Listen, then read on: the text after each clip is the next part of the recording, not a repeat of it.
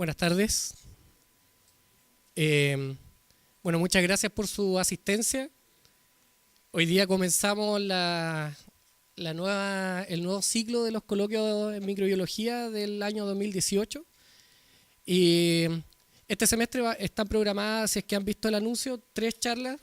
Este mes, mayo y luego junio. Todas las últimas semanas del mes. Por lo tanto, hay que estar atento porque hay un ciclo, sobre todo este semestre. Las charlas están orientadas a inmunología, que fue una temática que anteriormente en los coloquios del año pasado no fueron incluidas. Entonces este primer semestre es el enfoque de inmunología. Bueno, primero que todo, agradecer al Departamento de Microbiología, a nuestra facultad, a la directora de departamento, y también a nuestra decana de la facultad por el apoyo en la realización de estos coloquios, ya que sin su apoyo sería esto imposible hacerlo. También agradecer a la American Society for Microbiology por el apoyo también en la difusión y en la organización de esto, así como a la Sociedad de Microbiología de Chile. Bueno, nuestro primer expositor es un expositor local. Todos los semestres, como ustedes bien saben, si es que vinieron el año anterior, hay un expositor de nuestro departamento que está invitado a la exposición, y este año empezamos con el doctor Ángel Oñate, quien es profesor asociado del Departamento de Microbiología de nuestra facultad. No, es titular, profesor titular. Ahí falta una actualización de la página, que yo lo saqué de ahí. Doctor en Ciencias de la Universidad Austral de Valdivia. Y sus líneas de investigación son principalmente inmunidad bacteriana y vacunas genéticas, por lo que el título de la charla de hoy día, tal como lo podemos ver, es Isla de patogenicidad de Brucella abortus como blanco para el desarrollo de vacunas. Así que, adelante, profesor, es todo suyo el escenario. ¿Me escucha, no? Bueno, primero que nada quiero agradecer su presencia. Bueno, los chicos del laboratorio están obligados, así que... Pero todo el resto que está aquí, gracias. No, está bien. Bueno, como saben, ¿no es cierto? Vamos a hablar un poco de Brucella, de vacunas y de isla de patogenicidad.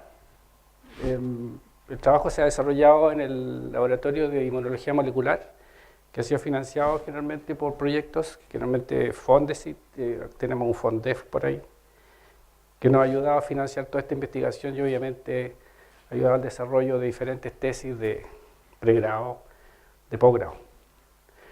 Como primero, ubiquémonos en Brucella. Brucella se supone que está ubicado dentro de los bioterrorismo divino, en Egipto aproximadamente 1600 a.C. Si ustedes leen un poco la Biblia, para los que alguna vez han visto una Biblia, si se fijan, ¿no es cierto?, la quinta plaga tiene que ver con problemas bacteriológicos y que se fijan, ¿no es cierto?, aproximadamente hay evidencias de Brucella o sintomatología asociada a Brucella de aproximadamente 750 a.C. al observar ciertas lesiones que son típicas como lesiones osteoarticulares o sacroiliitis, que son generalmente capaces de observarse, ¿no es cierto?, en restos óseos de personas que obviamente que han desarrollado la brucelosis. Y esto, por lo tanto, hablamos de 1600 a.C.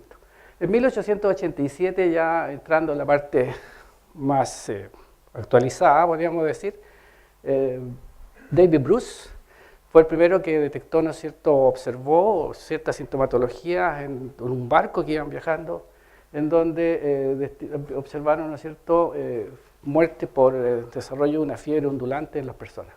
Y obviamente, como estaban destinados a Malta, le pusieron la fiebre de Malta, o también se le llama fiebre ondulante, y en ese momento describieron, ¿no es cierto?, un Micrococcus melitensis, ya como relacionado con Malta. Y ya en 1905, Themistocles Summit demostró que la naturaleza zoonótica de esta enfermedad, naturaleza zoonótica se refiere, ¿no es cierto?, a que de un animal se puede transmitir al hombre. ¿Por qué? Porque observaron que este mismo Micrococcus se encontraba, ¿no es cierto?, en leche de cabras aparentemente sanas. En 1987, no hace mucho, se descubrió, ¿no es cierto?, el bacilo de Bang, que producía abortos en las vacas, que lo denominaron, ¿no es cierto?, Brucella abortus, y después, más tarde, se relacionó la fiebre Marta con Brucella abortus, que es con al aborto observado en los ganados, y observaron, ¿no es cierto?, que a este género se le puso el nombre de Brucella en honor de Bruce, ¿ya? Y ahora, más actualmente, ¿no es cierto?, en 1990, generalmente, cuando yo empecé a estudiar Brucella, así que como puedes darse cuenta, hace hartos años atrás, se pueden dar cuenta que Brucella era preferentemente de animales terrestres, ¿ya?, o mamíferos terrestres, pero se descubrió que también se ha descubierto diferentes cepas en mamíferos de origen, ¿no es cierto?, marinos. En términos general, la Brucella causa zoonosis, en las vacas causa generalmente abortos, lo que lleva, ¿no es cierto?, reducción en la producción lechera, lo que es la tasa de recambio de neonatos, y se estima aproximadamente 300 millones de ganado vacuno infectados, de un total de 1.4 billones a nivel mundial, ¿ya?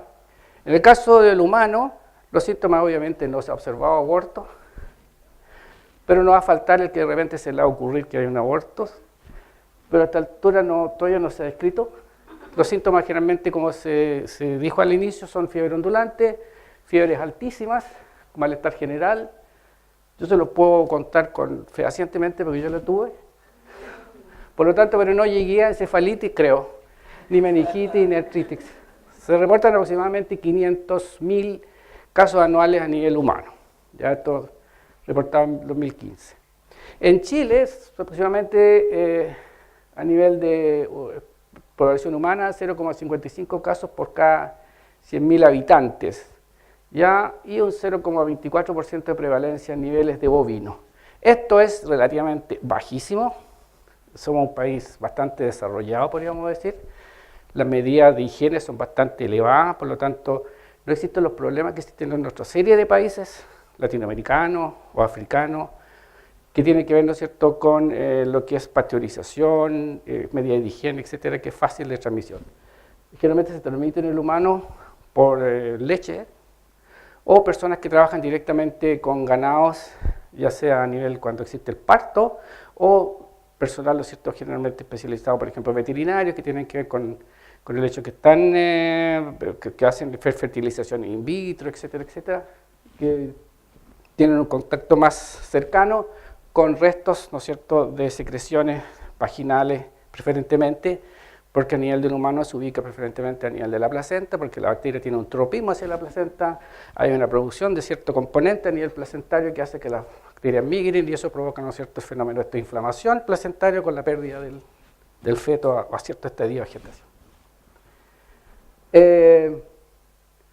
Como les contaba, no vamos a entrar a ver el cuadro en general, solamente contarles los mayores problemas a nivel mundial, que son Siria, el mayor país con incidencia, y Asia y Medio Oriente, que poseen las mayores cifras en cuanto a la enfermedad a nivel humano. No es que nosotros estemos descartados todo el resto, sino que más o menos para darle una generalidad desde el punto de vista mundial. El agente etiológico de la brucelosis es una brucela, ¿no es cierto?, en este caso un cocobacilo gram negativo, no formador de esporas, no capsulada, sin flagelo, por lo tanto, si se fijan, no tiene cierto mecanismo de patogenicidad que poseen otro tipo de bacterias, que la gente que, ¿no es cierto?, que es más experta en microbiología, que yo soy un simple neonato dentro de esto, saben que eso corresponde, ¿no es cierto?, a factores que son importantes en aumentar su poder patogénico. Ahora, desde el punto de vista de su clasificación, pertenece a la subdivisión de la alfa-2 proteobacteria, junto con otros como ejemplo Rickettsia, agrobacteria. Y si se fijan, hay bacterias que son del suelo, bacterias que son de infección humana, y ahí está Brucella. Bueno, eso hay que ver qué está pasando ahí. Actualmente se conocen 11 especies de Brucella, 9 de las cuales afectan a animales terrestres y 2 a mamíferos marinos. Acá están más o menos listados. Por el potencial zoonótico, generalmente la más zoonótica, en punto de vista de infección a nivel humano, es Brucella melitensis, que es el patógeno que se encuentra preferentemente, bueno, luego vamos a ver a nivel de las cabras. Después tenemos Brucella abortus, que se encuentra en bovinos, y Brucella suis, que se encuentra a nivel de los cerdos, que son un poco más bajas, pero son igualmente, ¿no es cierto?, infectivas para el humano. A la ecología de la infección zoonótica tenemos, ¿no es cierto?, el caso del humano. Con lo que les contaba esto de la infección humano-humano, hay un caso reportado, pero no se sabe si verdaderamente es verdadero o falso, pero ahí está medio colgando. Pero lo más importante es a nivel de los productos, ¿no es cierto?, que se producen en un aborto. Realmente, ¿no es cierto?, la persona se puede acercar, qué sé yo, el movimiento, el manejo del feto abortado, lo cual, ¿no es cierto?, puede producir infección. Generalmente la forma de infección a nivel por vía de mucosa, es decir, a nivel, ¿no es cierto?, a nivel ocular o a nivel de alguna herida que pueda tener el individuo, por vía, ¿no es cierto?, por la boca. Por eso es que traten de andar con la boca cerrada. Lo otro, ¿no es cierto?, es la leche, como les contaba yo, leche y queso mal pasteurizado. Lo otro, ¿no es cierto?, es que obviamente la madre cuando está infectada, después estar dando leche, ¿no es cierto?, contaminada al feto, y ahí se puede producir, ¿no es cierto?, también un efecto de contaminación a nivel humano. Lo otro durante el apareamiento, porque eso se supone que los espermios generalmente también van cargados con brucela, lo cual existe la posibilidad, ¿no es cierto?, que cuando se maneja eso, cuando se hace la fertilización, el individuo puede de alguna forma infectarse. Ahora, desde el punto de vista de patogenicidad, algunos puntos que son clave en patogenicidad, no vamos a entrar en todo lo que significa esto, pero para que ustedes se den cuenta, Brucela tiene una serie de elementos, una serie de factores, una serie de proteínas que tienen que ver, ¿no es cierto?, con su valor patógeno. Y esto está afectando ya sea la adhesión o la internalización, el tráfico intracelular, sobrevida intracelular, la evasión del sistema inmune o reacciones proinflamatorias que de alguna forma, ¿no es cierto?, llevan a que Brucela se pueda proteger, pueda aumentar, pueda evadir, lo cual hace, ¿no es cierto?, que sea bastante eficiente en su poder, ¿no es cierto?, de poder sobrevivir. Y aquí, por ejemplo, primero la internalización de algunas proteínas que son claves, que se están estudiando, que dependen, ¿no es cierto?, de las cepas con las cuales se está estudiando. Nosotros estamos interesados en alguna de estas, tratando de ver cuáles son las proteínas que de alguna forma podrían estar influenciando, estarían afectando el primer contacto entre la bacteria y la superficie bacteriana para entrar antes del movimiento citoesqueleto. Aquí, por ejemplo, se sabe que Brucela, ciertos tipos de Brucela, por ejemplo, Brucella abortus, supongamos, tiene 3 proteínas, que una SP41, una proteína de shock térmico 60 y el EPS, que tienen que ver con la asociación con cierto correceptor que tiene la célula huésped, y eso permite que se produzca la adhesión y posteriormente la invaginación para poder internalizar, ¿no es cierto?, y empezar a hacer su tráfico intracelular. ¿Ya? Y aquí están algunos de los receptores, está ácido ciálico, por ejemplo, receptor scavenger, que tienen que ver con inmunidad, pero ustedes se fijan, la bacteria está utilizando ese receptor, que normalmente es un receptor para detectar estos patrones moleculares asociados a patógenos que hablamos nosotros, ¿no es cierto?, que tienen que ver con la detección del ambiente, lo que está ocurriendo en el ambiente, detectando el EPS en este caso, y lo utiliza esa bacteria para pegarlo. ¿Por qué? Porque el LPS de Brucela no es un LPS convencional, no es como todos los LPS, tiene las cadenas más cortas de cadenado, por lo tanto es menos inmunogénico, por lo tanto es menos inflamatoria. Entonces, obviamente se cuelga aquí, se cuelga estas proteínas priónicas que se llaman, y obviamente eso le permite la adhesión para posteriormente internalizarse. Desde el punto de vista de la internalización, hay unas GTPasas que son las GTPasas pequeñas. Los biólogos moleculares son expertos en esto. La RAP2, en este caso, lo que hace es que esta proteína, por ejemplo, RIC-A de Brucela, hace que se induzca la expresión de esta GTPasa. ¿Para qué? Para permitir o guiar el tráfico a nivel intracelular. Después, hay otro, por ejemplo, el beta-1,2 glicán, que tiene que ver con la adhesión al colesterol de estas membranas, porque ya estamos hablando un poquito más adentro, de membranas, ¿no es cierto?, del fagosoma. Estas son membranas, por lo tanto ya el lípido, ya el colesterol. Entonces se mete la bacteria, hace que se cambie un poco la morfología del colesterol, y eso permite que siga bajando para poder seguir persistiendo dentro de esa vacuola contenedora de Brucela que se llama, o el o el fagosoma. ¿Ya? Y después viene unas proteínas de evasión. Cuando tenemos la bacteria dentro de estos fagosomas, o hablemos de los endosomas propiamente tal, esta bacteria no quiere seguir ahí, y se le ocurre no seguir ahí, y ¿qué es lo que hace? Sale. ¿Y cómo sale? Utiliza, ¿no es cierto?, algunas proteínas que le permiten evadir, salir desde estos endosomas, y de ahí se tiene la patudez de que la transporten hacia zonas donde ella se va a replicar. En este caso, Bruselas utiliza el retículo endoplásmico rugoso para quedar ahí y empezar a replicarse. Por lo tanto, ¿no es cierto?, tenemos las condiciones ideales para llegar ahí. Ahora ahí, una de las cosas que es importante para la entrada de Bruselas, dijimos, es el EPS. El EPS, si uno le saca el lipopolisacárido, por ejemplo, una cepa rugosa, tiene esta misma posibilidad, pero por aquí inmediatamente salta hacia el lisosoma, por lo tanto, se une el fago al lisosoma, y una bacteria rugosa es más fácil de matarla que una bacteria lisa. ¿Por qué? Porque la bacteria lisa sale hacia el citosol y de esa forma entra al retículo endoplásmico rugoso. Entonces, se fijan, Bruselas tiene mecanismos internos que regulan mucho la respuesta inmune, utilizando factores de patogenicidad, podríamos decir, o proteínas relacionadas con patogenicidad. Y bueno, si ustedes se fijan, aquí hay un cuadrito muy descriptivo, en donde de alguna forma estos mismos componentes, este enchufe está malísimo aquí, estos mismos componentes que ustedes ven aquí, ¿no es cierto? Por ejemplo, el EPS induce la inactivación del complemento, el EPS induce la inhibición de la presentación de antígeno, por lo tanto, si ustedes se fijan, ¿no es cierto?, por mucho que yo me la pueda fagocitar, me la pueda, ¿no es cierto?, degradar, no tengo la capacidad de presentar, porque hago disminución de la molécula de histocompatibilidad, lo cual bajo su capacidad. Después, induce, ¿no es cierto?, la granulación de neutrófilos. La granulación de neutrófilos lleva a la liberación de una serie de citoquinas que de alguna forma favorecen un poco la diseminación de Bruselas. La fusión del autofago lisosoma inhibe la fusión del fago con el lisosoma, por lo tanto tampoco permite la fusión. Acá, inhibición de la activación de células NK. Como Bruselas es un patógeno, bueno, no lo había dicho, pero como es intracelular, patógeno intracelular, lo que yo esperaría, ¿no es cierto?, como es patógeno intracelular, inducir una muy buena activación después de una respuesta inmune celular. Es decir, activar células T citotóxicas para que puedan eliminar las bacterias, es decir, para eliminar las células infectadas. Pero eso cuando yo tengo una respuesta inmune adaptativa. Pero cuando no tengo una respuesta inmune adaptativa, generalmente las células, cuando tienen un patógeno intracelular, dejan de producir cierto tipo de proteína. ¿Por qué? Porque lo que está adentro se empieza a aprovechar de ella. Y cuando se aprovecha de ella, deja de producir proteínas que son propias. Y dentro de esta está la molécula de histocompatibilidad. Las células NK funcionan de ese sistema. Células NK supervisan que las células estén normales. ¿Cómo sabe una célula NK que está normal? Si tiene las proteínas que tienen que estar en la superficie. Cuando desaparece una, la célula NK se la da vuelta.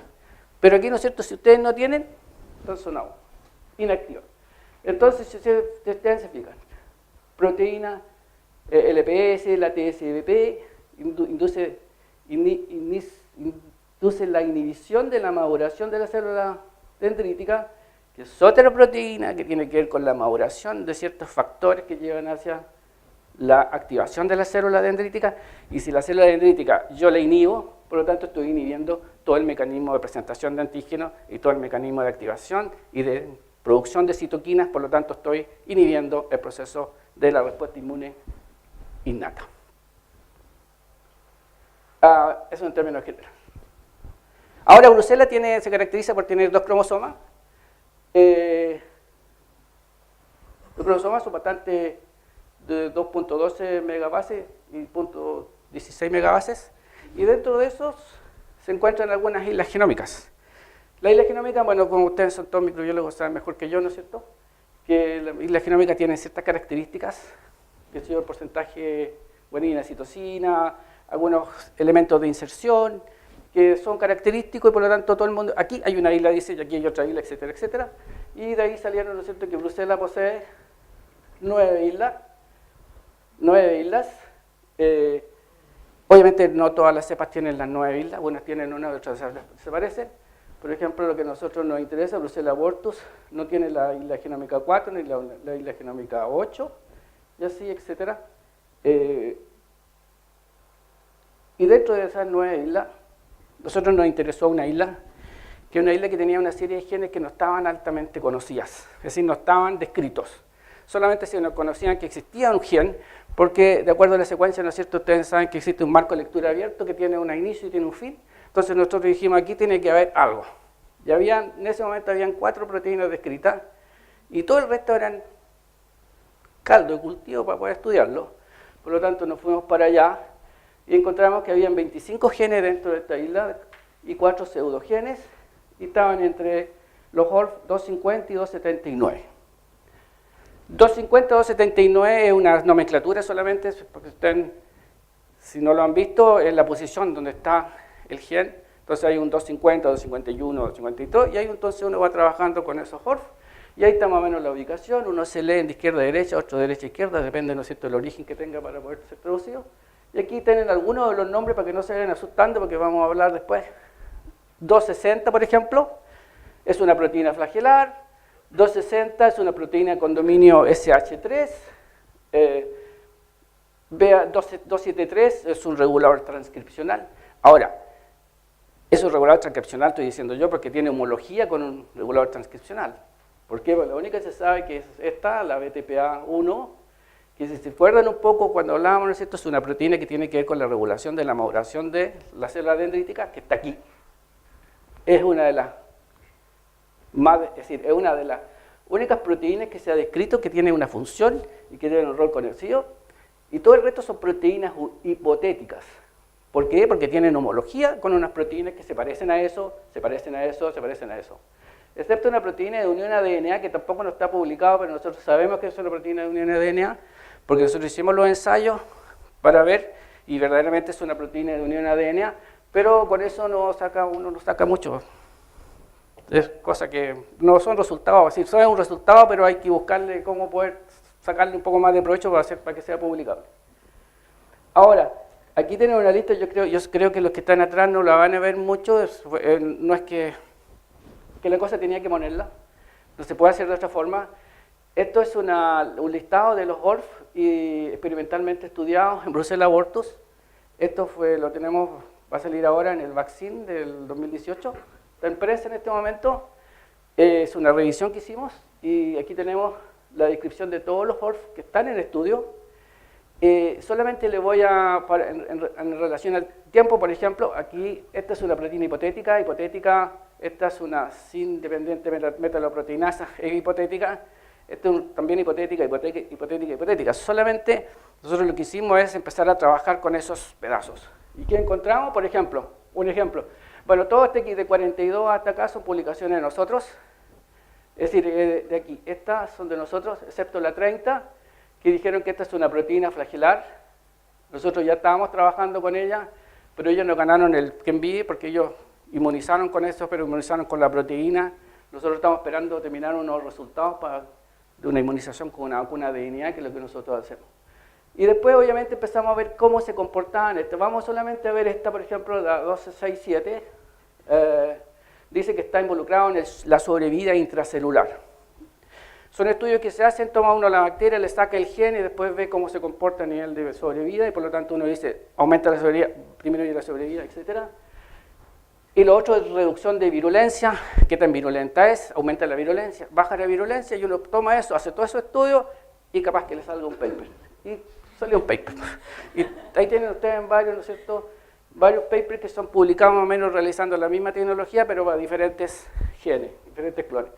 Y obviamente dentro de eso fuimos determinando, qué sé yo, por eso de la homología, qué sé yo, analizando todo esto de las bases de datos y determinando, ya, esto se parece más a esto, qué sé yo, no sé, tiene un 85, un 90%, y los evaluadores, los papers, nos preguntaban, bueno, ¿y a qué se parece? Y todo ya seguíamos indicando, ya se parece a esto.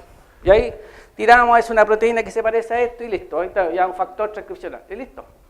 Entonces, como ustedes les digo, estas son publicaciones de nosotros, excepto esa y esta, que es la proteína BTP1, que es la que conversamos, que se ha descubierto que tiene un rol en lo que les contaba yo, ¿no es cierto?, en la inhibición de la migración de células dendríticas, o la activación de células dendríticas.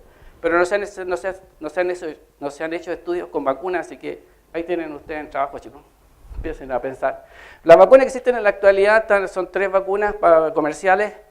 Es la Brucela cepa 19, es una Brucela, es una cepa rugosa, no lisa, perdón. Por lo tanto, lisa tiene lipopolisacáridos, tiene lipopolisacáridos, es un antígeno timo independiente, es muy inmunogénico, por lo tanto es imposible diferenciar un animal vacunado de un animal infectado. Interfiere el diagnóstico, por lo tanto, aborto de ganado en gestación, patógenas para humanos. La otra, la RB51, es una rugosa, aborto en ganado también en gestación, obviamente que es mucho más protectiva, pero en total, si uno se administra en cierta época de gestación, es capaz de producir aborto. Patógenas para humanos, resistencia a rifampicina. Ahora, es una pregunta que el otro día alguien dijo, bueno, que saltó a la vista, creo que fue en el proyecto, es patógena para humanos. Y está autorizada. Sí, está autorizada. Está autorizada por el Servicio Agrícola Ganadero, se utiliza aquí en Chile hace 12, 14 años. Y patógena para humanos, hay casos reportados que hay gente, veterinarios que se han infectado por esto. Y lo otro es resistente a rifampicina, es decir, ¿por qué? Porque es una cepa que se preparó, ¿cómo se dice? Forzándola para que hiciera una mutación, e hizo una mutación y se convirtió en rugosa, y obviamente lo único que cambió, se supone, son unos genes que tienen que ver con la codificación con el LPS. Después esta otra, que es la REB1, pero esta no se utiliza para... Bueno, estas dos se utilizan para bovinos y esta es para caprinos, para cabras. Mantiene cierto grado de virulencia. Por lo tanto, entonces se empezó a trabajar con diferentes subunidades, trabajemos con subunidades, tratemos de eliminar bacterias. Tenemos otra revisión, donde se hace un análisis de las vacunas que existen, en donde ahí también se fijan, hay una serie de vacunas con bacterias vivas atenuadas, pero también nunca han sido muy útiles. Y después aparecen las subunidades, trabajemos con subunidades, aparecen proteína ribosomal, proteína la superoxidumutasa. Trabajemos con ácido nucleico. Una de las primeras publicaciones con ácido nucleico en Bruselas es una proteína SOT, que lo publicamos nosotros hace, no le voy a decir cuántos años. Una vacuna de DNA trabajando con el gen de eso. Y después dijimos, trabajemos con vacunas de DNA, que es nuestro fuerte. Y aquí empezamos ya que sabemos trabajar en vacunas de DNA, entonces trabajemos con estos ORF. ¿Qué es lo que es una vacuna de DNA? Generalmente es un, ¿no es cierto?, es un plasmio. Es un plasmio que tiene, ¿no es cierto?, lo que todo tiene un plasmio, ustedes lo saben, ¿no es cierto? Lo más importante, bueno, este es un modelo de un plasmio que está publicado también tenemos recién en un capítulo de un libro, en un libro que se llama Plasmid, que va a salir ahora también a fin de mes, en donde tenemos el modelo, ahí tenemos un promotor, ahí tenemos, ¿no es cierto?, los sitios de inserción, donde se colocan los segmentos génicos que uno quiere, ahí uno coloca lo que a uno se le ocurra, obviamente manteniendo un tamaño determinado, un orden de lectura determinado y obviamente unos marcadores para seleccionar bacterias cuando son transformadas, un origen, replicación, etc. Ahora, ¿cuáles son las características principales de las vacunas de DNA? Bueno, solamente inmunogenicidad son bastante inmunogénicas, luego les voy a mostrar el porqué. La administración se puede administrar por las vías que a ustedes se les ocurra, lo que se les ocurra. Seguridad, son bastante seguras porque no son capaces de inducir infección, porque es un pedazo de plasmio. Alguien podría pensar, ¿no es cierto?, en la mañana por ahí, ¿no es cierto?, escuchando que los plasmios DNA podrían inducir respuesta inmune contra el plasmio. Eso es una teoría que se postuló hace como 10 años atrás, lo cual todavía no ha sido demostrada. Y hay un estudio que demostraron que, haciendo cálculos matemáticos, encontraron que era imposible que un plasmio indujera su respuesta inmune. Ayudanticidad, ayudanticidad se refiere, ¿no es cierto?, a la capacidad de inducir, de mejorar un poco la respuesta inmune. Per se, un pedazo de plasmio es ayudante.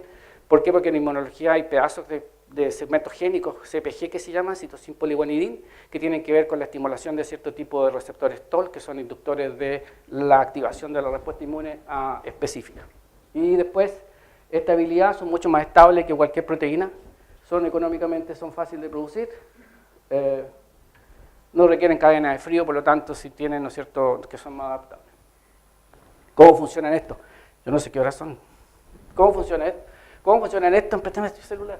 ¿Cómo funcionan esto? Generalmente se inmunizan a nivel intramuscular.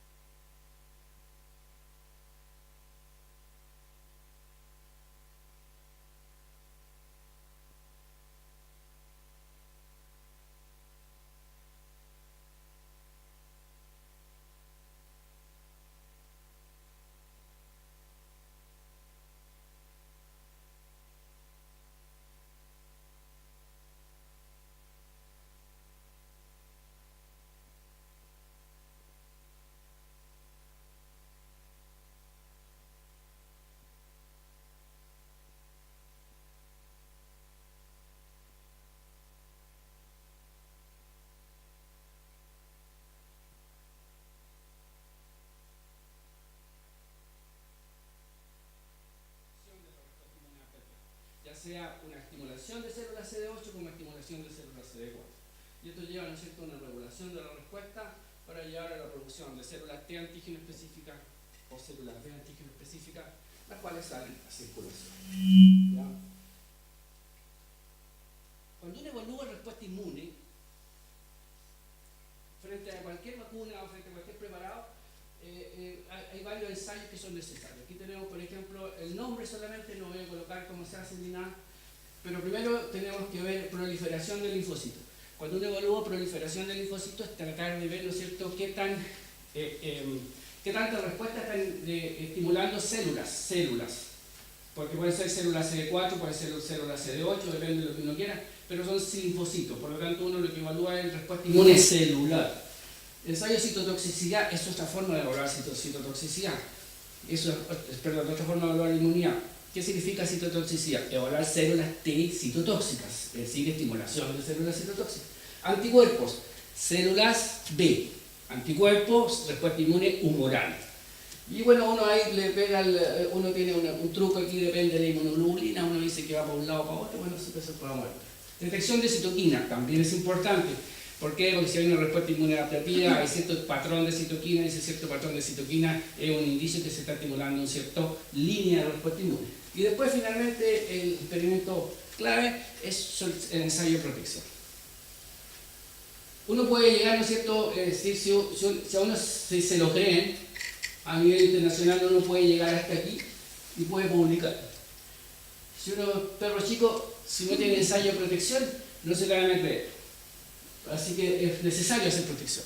El experimento clave es que uno inmuniza y después desafía con una cepa patógena. Y eso hace el ensayo y ve que si, algunos ven si los animales se mueren, otros ven si la cantidad de bacterias, si disminuye la bacteria, aumenta la bacteria, etc. Nosotros vemos bacterias, medimos bacterias en el vaso. Acá hay un ensayo de uno de estos ORF que están incluidos dentro de la isla genómica 3, el 278. El 278, ustedes se fijan, ¿no es cierto?, si evaluamos la producción de anticuerpos cuando frente a la proteína recombinante 278, evaluamos que tenemos, este es el grupo experimental inmunizado con la vacuna DNA que contenía el gen para el 278, encontramos que hay una alta producción, ¿no es cierto?, en densidad óptica, demostrada en este caso como densidad óptica de la inmunoglobulina G2A. Y esto es lo que les contaba yo antes, que uno puede jugar con el tipo de inmunoglobulina. Nosotros en inmunología, especialmente en inmunidad bacteriana, cuando uno habla de IgG2A, es que hay una directa relación con la estimulación de una respuesta inmune celular. ¿Por qué? Porque esta inmunoglobulina se produce bajo la estimulación de interferón gamma. E interferón gamma es una citoquina producida por células TH1 que tienen que ver con la activación posterior de respuesta inmune celular. Es decir, macrófagos, células T citotóxicas, por lo tanto, vamos a hacer respuesta inmune celular. Dijimos que Brucella es un patógeno intracelular. Por lo tanto, si es intracelular, lo que yo necesito es una respuesta inmune celular para poder eliminar esta bacteria. Entonces, ¿estamos relativamente bien? Sí, estamos relativamente bien. Veamos qué pasa con la protección en este experimento. Esto fue el año 2012 por una alumna de mi laboratorio. Eran dos plasmidos, 263, 278, inmunizados en forma paralela. Los índices de protección 0,93, 1,28, 1,57. En Bruselas, los índices de protección, incluye un metaanálisis de las protecciones frente a Bruselas utilizando diferentes preparaciones antigénicas, y los análisis de Bruselas se mueve entre 1 y 2. Esa es más o menos lo que debería uno esperar. Con entre 1 y 2 está uno casi bastante bien con respecto, ¿no es cierto?, a los índices de protección. Este es un estudio que está publicado y que, como yo digo, un análisis de, no sé, cientos de trabajos que han tratado de utilizar vacunas de DNA y que entregan resultados de protección. Por lo tanto, el 1,28 que ustedes pueden ver aquí es bastante significativo, por lo tanto, el 278 podemos decir induce protección solamente con los resultados que tengo aquí, porque no tengo el resto, no tenemos tiempo. Y lo otro que además tenemos otro parámetro que también induce IgG2A. Obviamente que los otros parámetros tendrían que estar, ¿no es cierto?, en relación con esto, es decir, había linfoproliferación específica y también debería haber, ¿no es cierto?, citoquinas como interferón gamma, porque son todos los parámetros que uno mide. Otro 260, ¿qué tenemos acá? Bueno, es una proteína, esta proteína es el flagelo, es un pseudoflagelo. Este estudio no es de nosotros, este es el que les contaba yo, que es el único estudio que nosotros no hemos hecho, pero en este caso tampoco es una vacuna de DNA. Aquí utilizaron la proteína del flagelar, que la colocaron con coadyuvante completo del Freund y con coadyuvante completo del Freund y lo fueron colocando. Y como en la mañana algo discutíamos en un proyecto de tesis, colocar una proteína con coadyuvante completo y después con coadyuvante completo, eso es casi jugar a ganado, porque es un súper ayudante que cualquier cosa que uno coloque le va a dar estímulo. Entonces, obviamente, bueno, pero ellos jugaron mucho más a ganado, no ganaron de la gana, pero nosotros estamos esperando terminar los estudios con una vacuna de leña. Y ellos que tuvieron, bueno, obviamente tiene 1.63, muy bien. Y este es bueno, ellos utilizaron la cepa control, perdón, en el caso anterior no les expliqué. Ese RB51 es la cepa control que uno tiene, es decir, es la cepa vaccinal. Nosotros siempre usamos la cepa rugosa, la RB51, que es la que se utiliza aquí en Chile, y para hacer nuestros estudios. Ellos utilizaron la cepa lisa, cepa 19. Lo que pasa es que ellos, generalmente, la gente, estos son de Oriente, vamos a decir que son chinos, pero ellos utilizan generalmente la cepa 19, porque ellos utilizan como cepa vaccinal, allá utilizan la cepa 19 todavía. Entonces, obviamente les dio también muy bien, y obviamente si se fijan, ¿no es cierto?, que está excelente. Ahí tienen, además del estudio de protección, aquí tienen un estudio de la producción de interferón gamma, si se fijan, ¿no es cierto?, la estimulación de células de animales inmunizados con la proteína FLGJ, estimulado por la proteína recombinante FLGJ, dio muy buena producción en la concentración de interferón gamma. Bueno, estos son controles positivos y estos son los controles negativos. Vamos al 2673, esa es una tesis que se realizó acá por Fernández. ¿Qué es lo que tenemos acá? Proliferación celular. ¿Qué encontramos? La 273 indujo una muy buena proliferación en comparación con los controles negativos. Este control es el PVAX, es el plasmidosolo sin el inserto, y este es el grupo control, ¿no es cierto?, PBS. Hay una muy buena proliferación, por lo tanto es una proteína también relativamente buena, puede ser. Entramos al 270, de la video 170. Este fue publicado en el Frontiers el año pasado. Interferón gamma, si se fijan, alta producción de interferón gamma, por lo tanto es muy bueno. Acá tenemos dos proteínas jugando, el 267 y 270. ¿Por qué solamente se colocó el título 270? Porque vamos a ver que el 270 es la única que indujo protección. 0.91. Yo le decía, ¿no es cierto?, esto se juega entre 1 y 2, pero no importa, si uno lo puede manejar. Pero 0.91, pues ya lo pueden defender. Es cosa, ¿no es cierto?, de los que revisan los trabajos, los papers. Y lo logramos defender, explicando ciertas cosas, pero la cosa es que pasó mal. Había proliferación, los dos vacunas indujeron proliferación antígeno específica, por lo tanto, con sus respectivas proteínas recombinantes. Por lo tanto, si se fija, ¿no es cierto?, la proteína que indujo más interferón gamma fue la 270, por lo tanto hay una relación aquí en el caso con el interferón gamma y la producción de protección, y por eso llevó a que la vacuna PB270 más protector. Este es otro análisis que hicimos, además de proteínas, ¿no es cierto?, además de vacunas que utilizamos un solo ORF, se nos ocurrió inventar una proteína multipítope.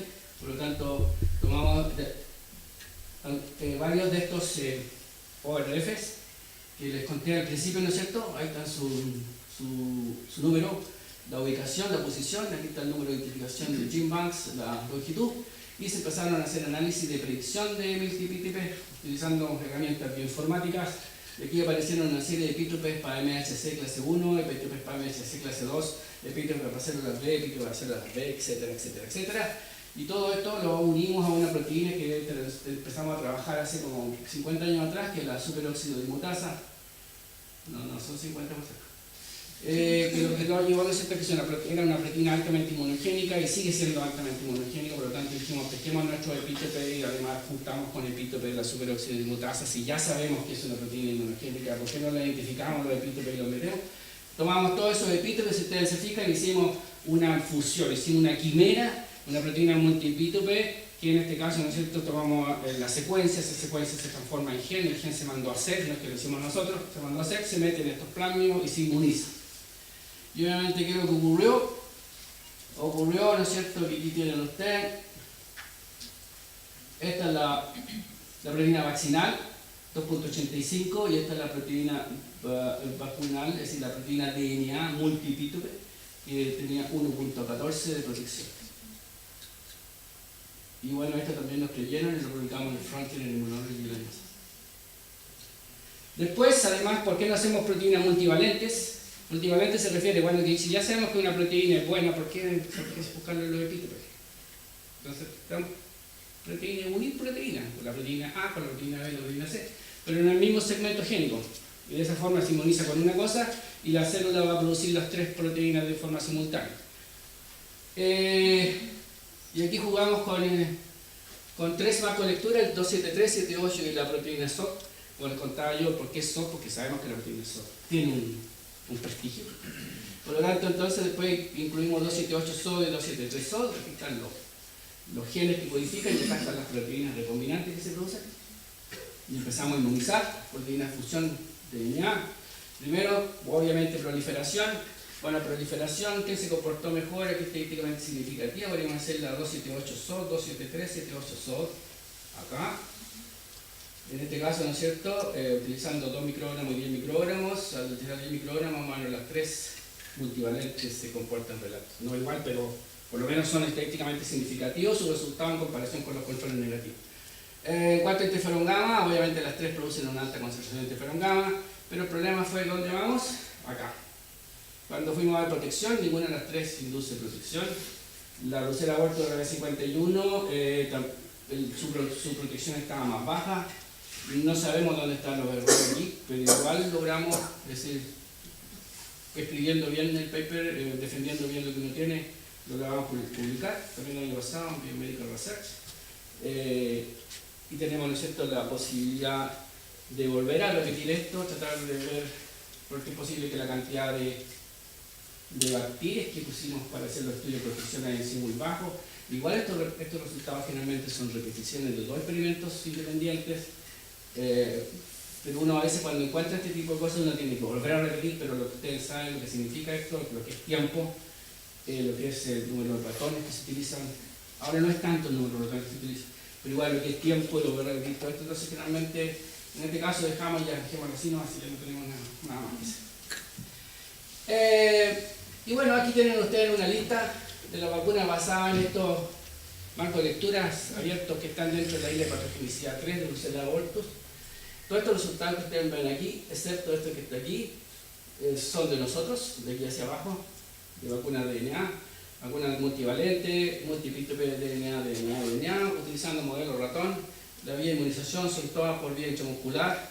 La cantidad, los animales con que se desafiaron, realmente fueron Brucella abortus 2308, que es la cepa patógena que se utiliza para hacer los estudios de protección. Ahí están los factores de protección. Acá en este caso no era significante, no significante, acá sí. Y obviamente ustedes se fijan, cada una tiene su referencia. Esto también está publicado. Va a salir, es decir, ya está aceptado el trabajo, esta empresa, de una revisión que hicimos sobre lo mismo que estoy conversando, que es vacunas genéticas a partir del sector de los HORF que se encuentran en la isla genómica 3 de Brucella abortus. Esta empresa. Y bueno, todo este trabajo quisiera agradecer a mi grupo. Aquí están algunos de los más nuevos, bueno, están los más nuevos. Si los ven medio chinitos, no es que sean chinos. Acá están algunos, bueno, estos son los grupos nuevos. Obviamente, todo este trabajo lo realizan ellos. Yo todo el día estoy en mi computador jugando. Pero la idea, ¿no es cierto?, bueno, ellos son parte importante en el trabajo que ustedes han observado. Y obviamente que hay que agradecerle. Gracias.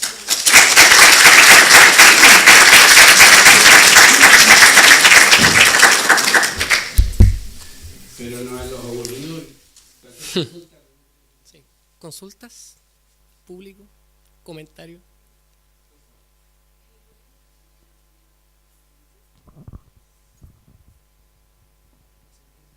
Gracias. Quería preguntar si habían probado distintas rutas de inyección de la vacuna, como para ver si eso podría modificar los niveles de protección.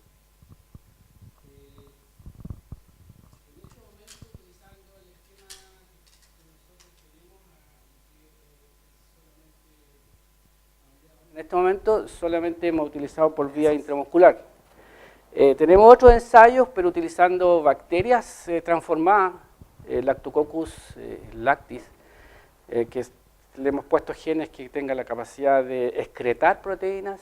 En ese caso se lo hemos administrado por vía oral, ¿ya?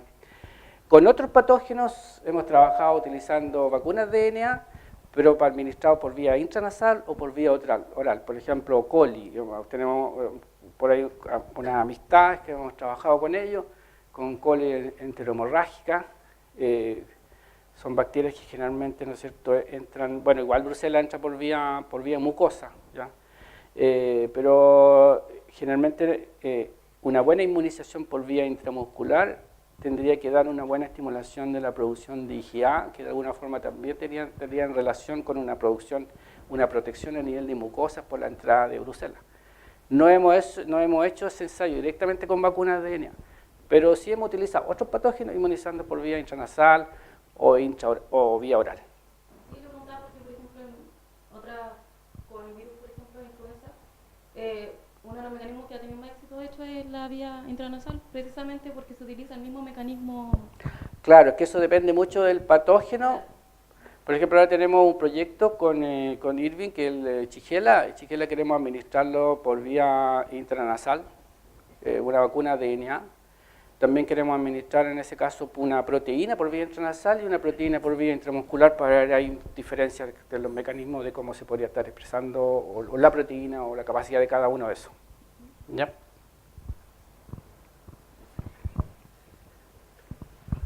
Profesor. Varias cosas cortitas. La primera es con respecto, no me quedó claro cuando hiciste o estableciste una relación entre la cepa rugosa y la rifampicina. No, lo que pasa es que la cepa se convirtió en rugosa cuando se hizo, es una mutante rugosa por pasos por rifampicina. Eso es.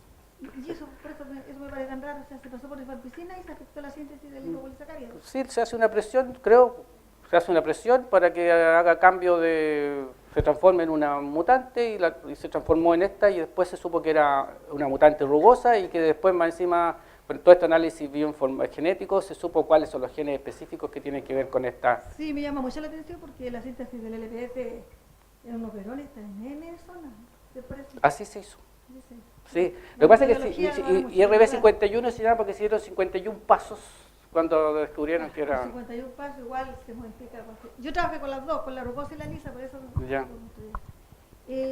Lo otro es que tú hablas de lo oriental y lo occidentales que tienen distintos tipos de vacunas. ¿Por qué la respuesta es tan distinta entre ellos y nosotros? ¿Por qué acá no podríamos, por ejemplo, usar la cepa lisa o sí se podría y tendría... No, lo que pasa es que ellos lo utilizan porque es una cosa de costumbre. Nosotros cambiamos la cepa, nosotros antiguamente utilizábamos las cepas, la S19, que era la cepa lisa.